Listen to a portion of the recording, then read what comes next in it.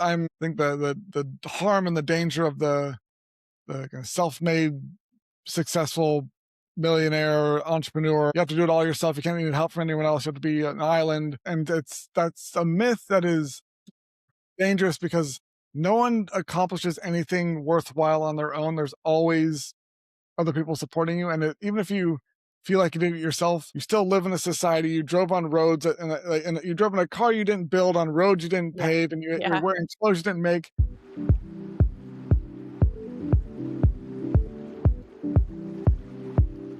Hey, everybody, and welcome to my show. My name is Tiffany Alexander, and this is Unveiling Journeys. Man, I'm excited to have you here today. Can I just tell you 1 minute about myself? I love people. I love hanging out with people. I love getting to know people. I love hearing people's story.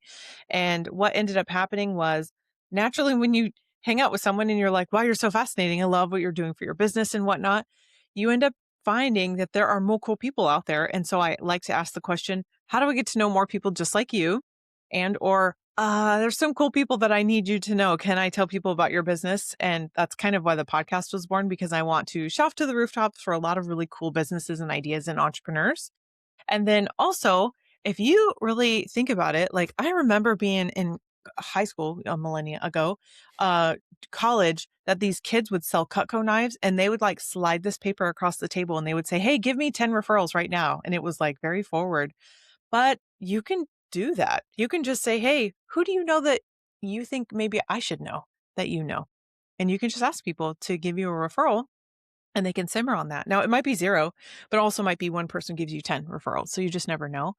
And that's actually what's led to a snowball, now an avalanche of incredible people that I've gotten a chance to meet and I want to tell the world about. So with that, I have an amazing guest for you. His name is Karl. We met through an incredible super connector like a year and a half ago. And since then, we see each other darn near every Tuesday, every other Tuesday with the local networking groups that we hang out. And it's about darn time that I got him on the show to tell his story because he's the king of stories. So, Karl, welcome. Thank you for coming on the show. Tell everybody a little bit about what you're up to right now and who you are. Thanks so much for having me. I'm really excited to be on the show with you. And yeah, it's been great to build this relationship over the last year and a half. It seems like it's flown by. Right now, the main things I'm focusing on is I do have my own podcast called the Human Connection Podcast that I'm producing, and where I'm talking with experts in marketing, branding, sales, leadership, basically all things business, and how companies that are trying to scale and be more successful and stable in all these disruptive times can grow that way using human connection by refocusing on the relationship side of business, because it doesn't matter if a business is B2B or B2C, it's really H to H, which is human to human.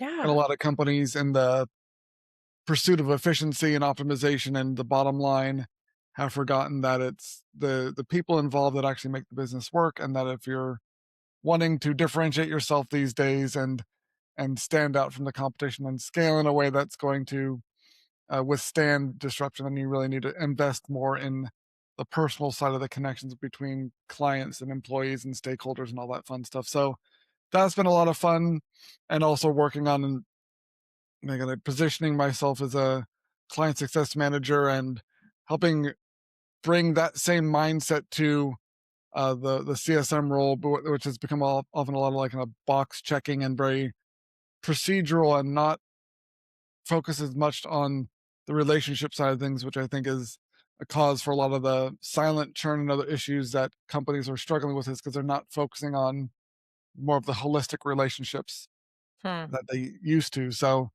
that's what really has my focus right now. Yeah. One of the things that I know is a part of your story that we'll get into is your storytelling ability. When I first met you, you were like, I could take a room full of engineers and translate their idea into something remarkable and beautiful that they were trying to get out, but they just didn't know how to do that. Like that knack that you have is really cool to be able to get that onto like a physical ability for people. So I can't wait to talk more about that. Let's do this. I wanna unveil your journey, like tell your whole story. Tell me, where are you from? And like, did you think you were going to be doing this as a kid? Like, what do you want to be growing up or what you go to school for? I know it's like a loaded question, but tell me all of it. So I'm based in the San Francisco Bay Area. I live about 40 miles east of the city in a town called Livermore. I guess it's a city called Livermore. It's a city that most Americans have never heard of, but every foreign government knows where we are because there's 2 national labs in town. Yep. If you heard a couple years ago, there was the first fusion reaction that put out more energy than it took to start. It happened a couple miles from where I'm sitting at Lawrence Livermore National Lab. So for a microsecond, there was or less than a microsecond, there was like a star on the planet. And then element 116 on the periodic table is Livermorium. So there's 2 national labs in town, 50 plus wineries, and an annual rodeo. So it's a lot of engineers and scientists, wine enthusiasts, and yeehaw are like the 3 groups in Livermore.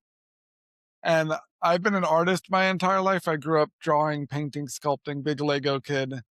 And I got my passion for storytelling from my dad. He's a really good storyteller. And I knew I wanted to study animation when I saw the first Toy Story film. I was like, ooh, that I gotta do that. That's so cool. Right.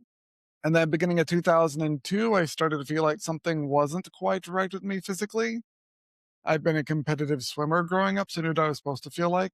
Mhm. And it wasn't like, oh, my shoulder kind of hurts. It's like a general blah feeling. But by August, they still hadn't figured out what was wrong with me, and I had lost 50 pounds and sunken cheeks and eyes. I was really pale, started to get really bad headaches. So my parents took me for an MRI up in Walnut Creek, and we were waiting around for another appointment when my pediatrician called and said he's going to drive up from another hospital to come talk with us. That's not We good. saw him walking up with this big envelope in his hands. You could tell he'd been crying, and he brought us into a little side meeting room.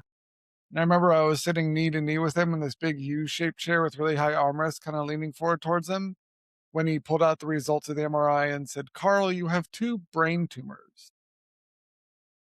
And it felt like I got punched in the chest. I actually moved backwards in my chair. And for the next 2 weeks, everything sounded like the adults from Peanuts, like what, because never had the flu, never broken any major bones, never been stung by a bee. I'm pretty sure I've never been bitten by a mosquito.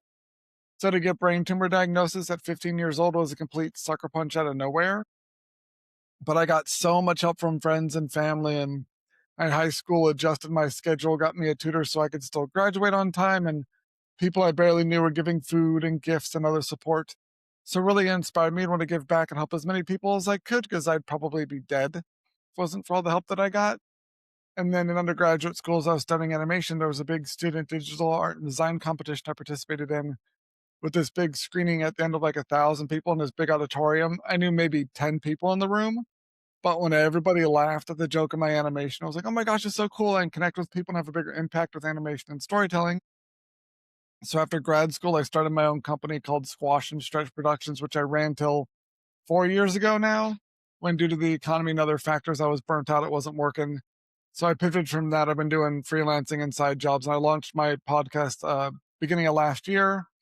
And it's like I said, it's been a great way for me to connect with people and share this message of the importance of human connection for business because it's something that I think is going to be the underlying solution to a lot of the problems that are facing the business world and society in general, is improving human connection. And so, and I love doing the podcast. It's a lot of work. It's a lot of fun, but I meet a lot of amazing people, and it's something that my ability to tell stories and my understanding of human connection and the importance of these relationships and my strengths when it comes to connecting people. And actually, September last year, over the Labor Day weekend, I was hanging out with my parents, and my dad just casually mentioned, he's like, "Oh yeah, did you know our last name in French means bridge?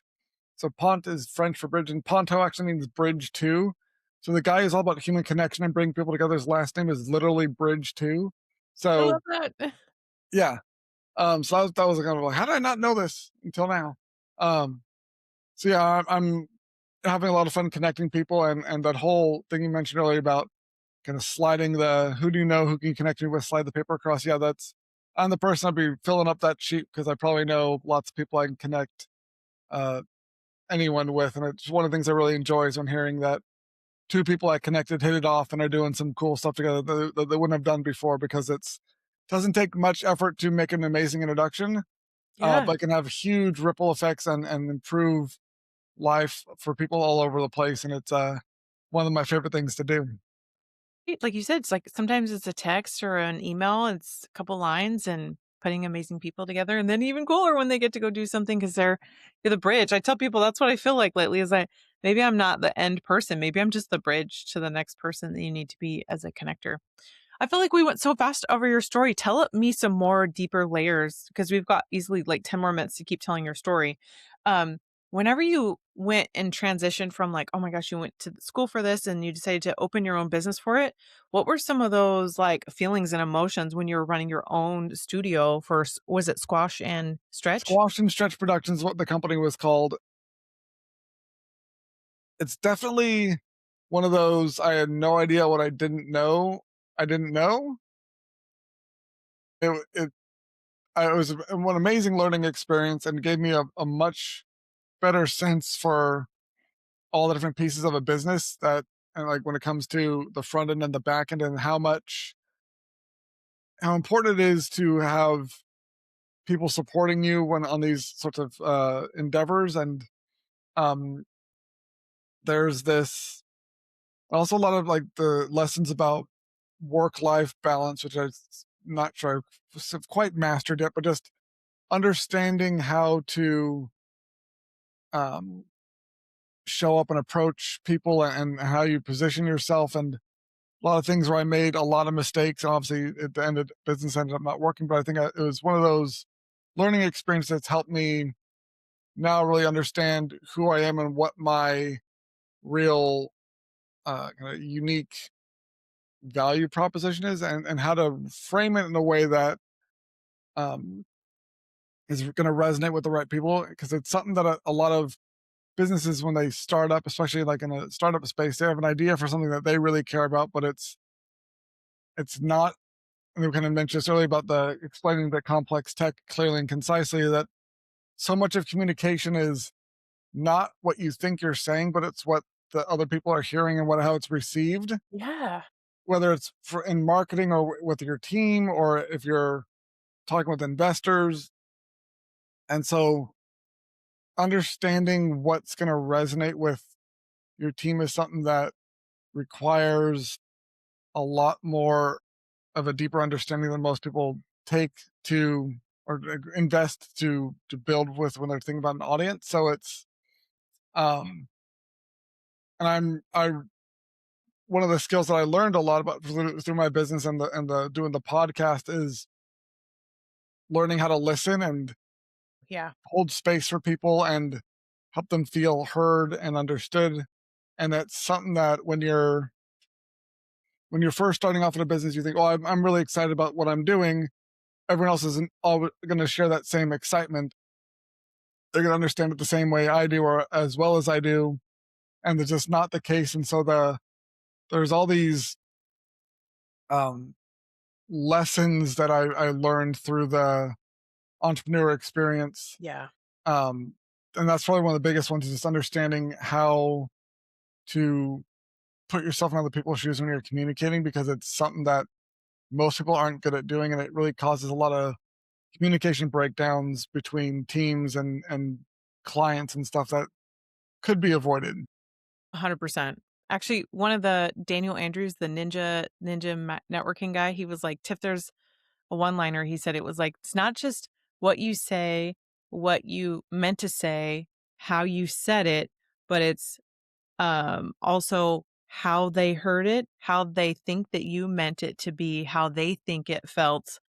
And then what they really heard, because maybe they even misheard you, let alone mistranslated what it was. I'm like, there are 8 different ways that we could go about hearing wrong and saying wrong to just a simple conversation. And just hearing that has really even impacted my marriage. Like, I said something the other day and my husband went, "What?" And I said, "I'm so sorry. I don't think I said it in the way that you understood and that I didn't say it as nicely as I could. And so let me say it again because that probably came out wrong when I wasn't trying to be snappy, but it sounded snappy." So I'm like, just understanding the communication behind it all is like, wow, that really meant a lot because of how he took it and how I didn't mean for it to go that way. Like, if everybody could just know these things, right? Yeah, that's something that I learned a lot through the businesses and also the whole brain tumor stories. I got really interested in how the brain works and what's going on up there, because it's what allows us to know everything we do know, but we still know so little about how it actually works. And there's so much of it that people don't understand even just like basic human decision making processes. As much as we like to think of ourselves as thinking beings that feel, we're very much feeling beings that occasionally think. And we make all of our decisions with emotion. It's the lower part of the brain that's in charge of keeping us alive. And so it's always looking for threats and input, and it analyzes all the sensory stuff that gets through our eyes and ears and other stuff like that. And then, so when it receives something, it it we make an emotional decision, and then once it's made the decision, it kicks it up to the upper brain saying, okay, come up with a logical or like a reason why this is a good decision to make, why we can Yeah. justify it to other people, but it's already been made by the time it gets up here. And because the upper brain takes so much energy to use, if we don't need to, we don't use it. And so that's why we have all these things like biases and labels and shortcuts. And it's a way for the brain to save energy because it takes a lot of calories to use the brain.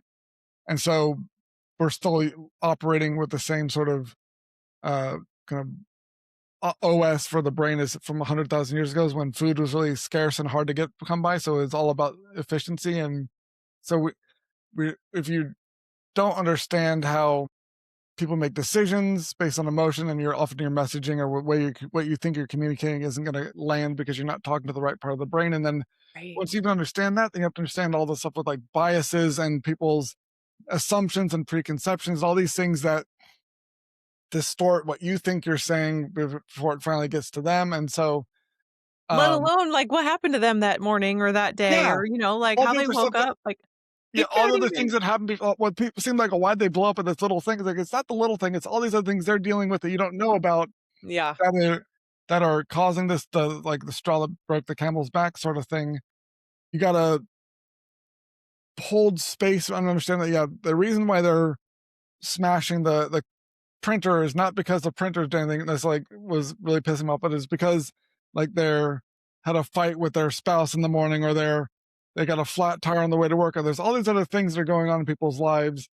And a lot of the subtle cues are things you can try and identify how someone's really feeling are often physical cues, body language, things that are not spoken. We often read into subconsciously. And so actually one of my favorite classes I took in grad school was an animation class. It was called Acting for Animators, and it was all about had a lot of stuff about body language and these things called status behaviors, where it's all these things that everyone reads into subconsciously, but we don't really pay attention. We're not aware of them most of the time. But when you're animating a character, you have to know what all these things are because you have to pose the character and stuff. Right, right. So it's all the way you ever think about like way people walk. Compare um like a football player with really top heavy like really strong arms and really like top heavy ways, walking with the chest forward, really confident and like powerful, versus Shaggy from Scooby Doo, where it's like legs first and it's really casual, laid back. Those sorts of things, how you read into character people's emotions and personas and stuff, is all these things that if you're not paying attention to other people, not looking for all these cues, you can miss these signs that, oh, someone's walking in with their shoulders scrunched and their expression and they're really upset. And just if you're not actively listening or paying attention to people's cues, you're going to miss these things. So when they act a certain way, if you're not cognizant of the stuff that they've been communicating, you're just not listening to them, then you're going to miss these things that cause communication issues or Yeah. conflicts in the workplace. And so it's if you're when you're working with people in any capacity, understanding how the brain works and how people really communicate through body language, and when understanding that what's going on in their head is not the same as how you're processing things in your head, or what you thought you communicated might be perceived differently.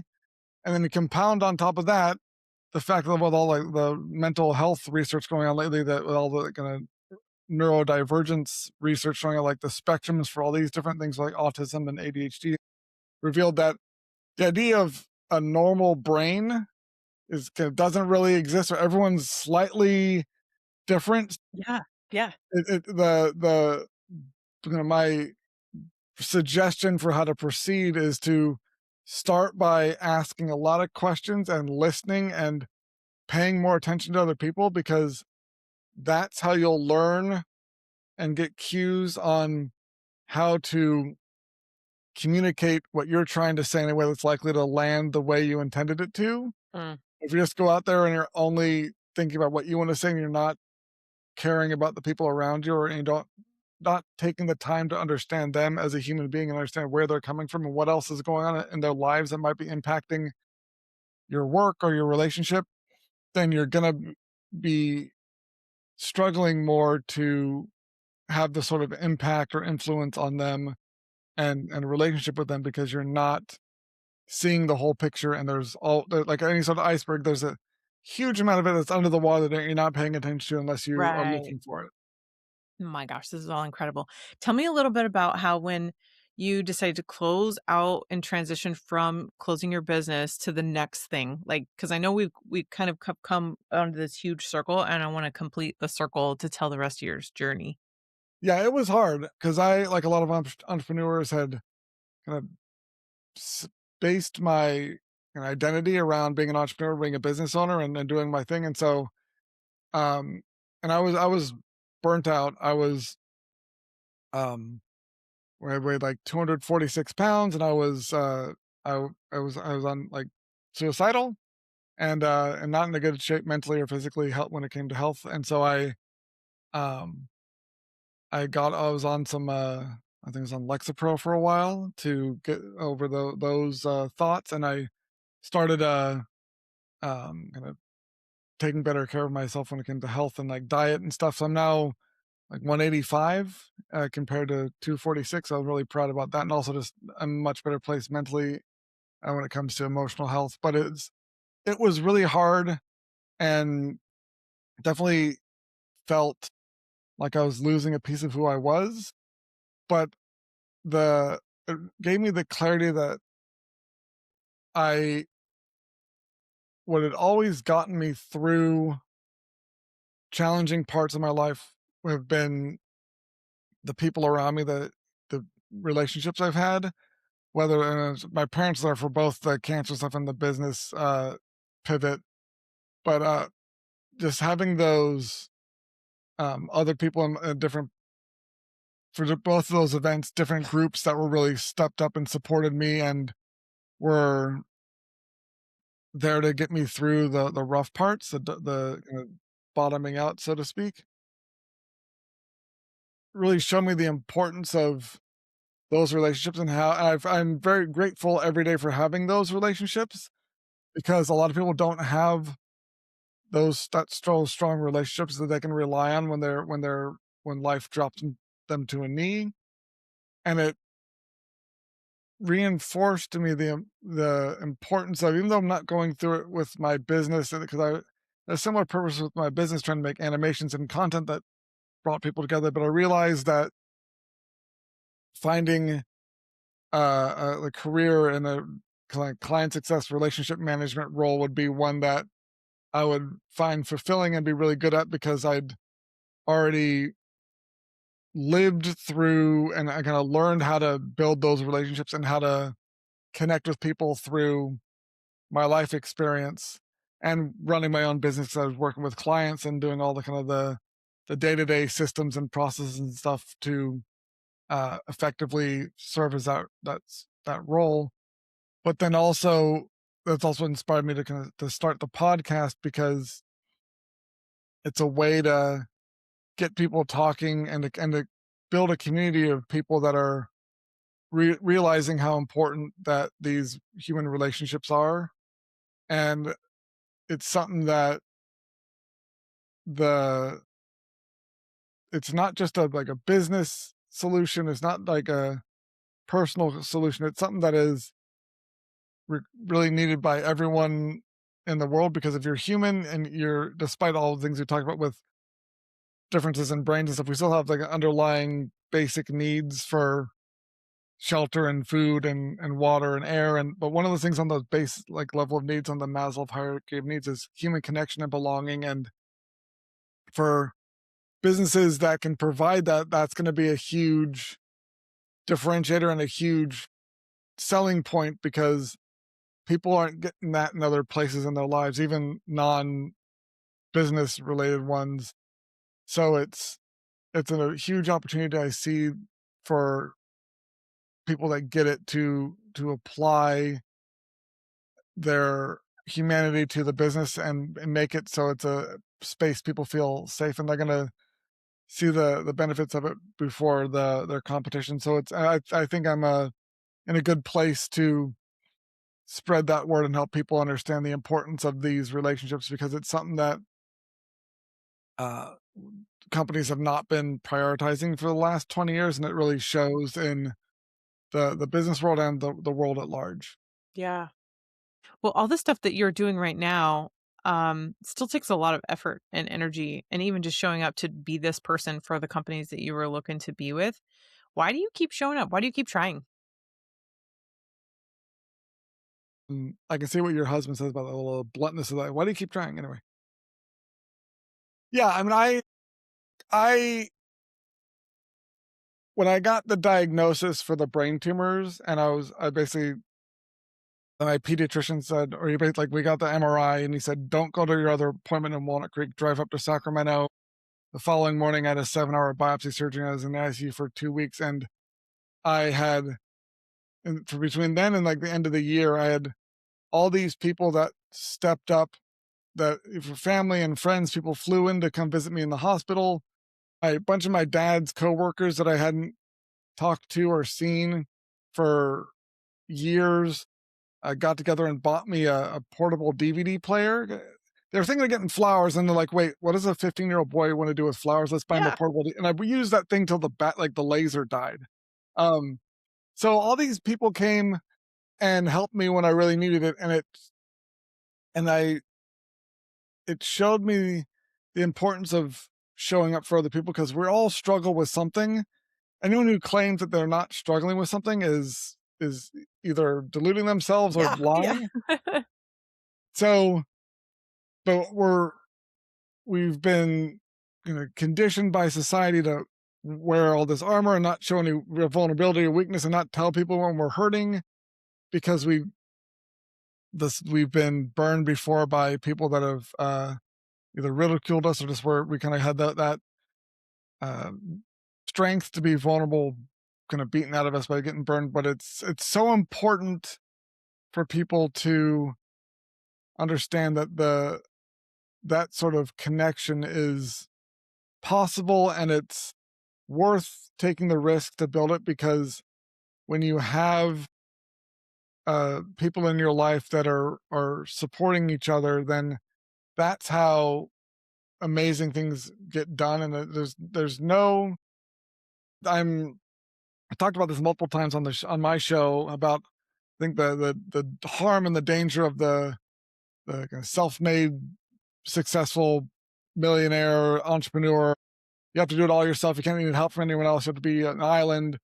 And that's a myth that is Yeah. dangerous because no one accomplishes anything worthwhile on their own. There's always other people supporting you. And even if you feel like you did it yourself, you still live in a society. You drove on roads and you drove in a car you didn't build on roads you didn't Yeah. pave and you're Yeah. wearing clothes you didn't make. And so people think like, oh, shouldn't have to help anyone else. Or I don't get any help from anyone else. It's like, okay, we're gonna bonk you on the head and wipe all your memories. We're gonna strip you naked and drop you in the woods with nothing. How long do you think you're gonna survive? A lot. If you survive for like a week, well, no one's taken up on that bet for getting dropped naked in the woods with no prior Yeah. knowledge and no other human society. Like we've all benefited from each other, and so reconnecting the humanity to business and to society is how I see my life's purpose as. I mean, if I could snap my fingers and return the level of human connection and empathy to what it was 20, 25 years ago, but doing so would kill me, I'd still do it because it would solve so many problems. But since this isn't working, the podcast and the sort of career path I'm looking to get onto now is the way I can have the biggest impact, and also just connecting people and networking and making introductions because Yeah. I mean I'm a bridge. Yeah. Yeah. Well, at this point, people are thinking, well, how can I find your website? How can I follow you? How can I know what you're up to next? Like, what's your favorite way for people to reach out to you? Thanks. Yeah, I'm very active on LinkedIn. I believe I am the only Karl Pontau on LinkedIn, KarlPontau. So it's pretty easy to find me there. I'm also on Substack, doing some more longer form content there and some other stuff on Substack. That's been a lot of fun. And then if you go to the humanconnectionpodcast.com, you can find the podcast there. And also on YouTube, the Human Connection podcast on YouTube is where you'll find a bunch of videos and other shorts and stuff with a lot of valuable insights for people trying to scale their businesses and build stronger connections. Yeah. Okay, cool. I only have 2 more questions. The first one would be, what's next? Like, what's on the horizon for you? I'm looking to keep doing the podcast. I'm really enjoying that, meeting a lot of people, and then I mean, trying to find opportunities for work in this job market is as fun as it sounds. So I'm just looking for to connect with people that share the same sort of drive that I have, and we're looking to make a positive impact and see how I can add some value to their teams. I love that. And then this is really kind of it. Like, what do we wanna wrap up the show with? Like, your golden nuggets of wisdom that will, say for the final words. So I think the biggest nugget of wisdom I can when it comes to building relationships is to stop trying to be interesting and be interested in other people.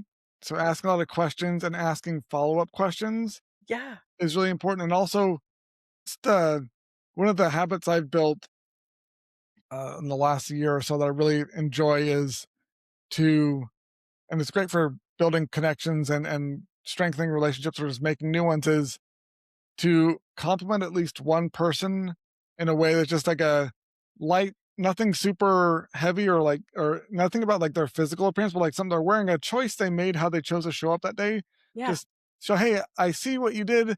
Looks really cool. I appreciate how like and describe a little bit, but like you never know what people are struggling with that day, whether the funk they're in, and a little compliment like that can turn things around. So I love doing those little gestures of being interested in what people are doing and asking some follow-up questions and showing genuine interest in the people around you, and you'll find that by making those two things a habit, you'll start building a lot more connections with people and have much more interesting conversations because you'll go beyond the kind of boilerplate, how are you, how's your day, all that kind of I'm fine, and like, no, you're not fine. Let's actually like dig deep and connect with people, or just